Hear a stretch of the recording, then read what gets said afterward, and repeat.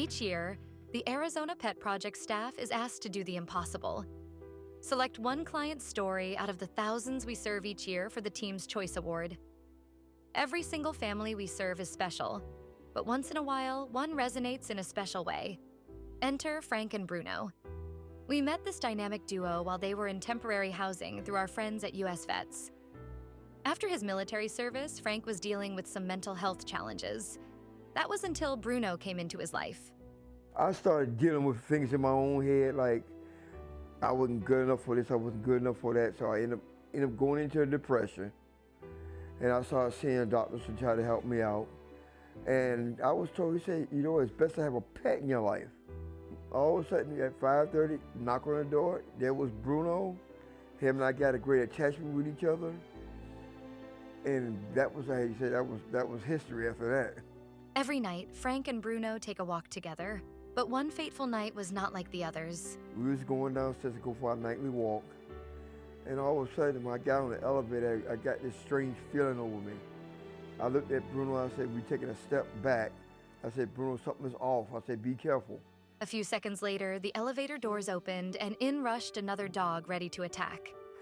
Bruno did like a side tackle and it was like on fur flying and everything. That puppy dog has heart.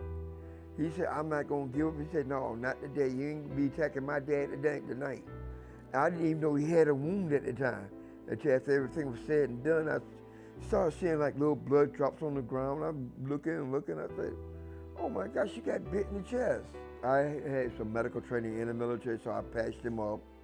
But while I didn't know that bite that he sustained got infected, and I'm still trying, I said, Bruno, I said, I would stay up late at night just watching over him. And it's like, I was so worried about him, so I was reaching out everywhere.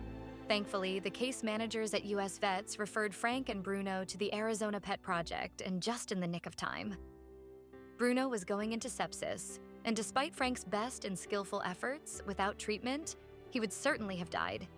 And all of a sudden, you guys came in, you helped me out, got into a vet for me, $800 a bill for him. And he said, you know what, we got this. I said, oh my God, I was all choked up. I said, Bruno, I said, you still a hero. I'm gonna be honest with you, if it was not for the Arizona Pet Project, Bruno wouldn't be here today with me because the wound he had in his chest was like really bad. And people can't afford huge vet bills to be able to get treatment like that. And I thank God for the Arizona Pet Project. It's a wonderful organization. And there's more people that need to learn more about that. It need to be like totally countrywide. Bruno, thank you for protecting Frank that fateful night and for the support you give him each and every day. Frank, thank you for your service to our country, your resilience, and your love and care of Bruno. You both are our heroes.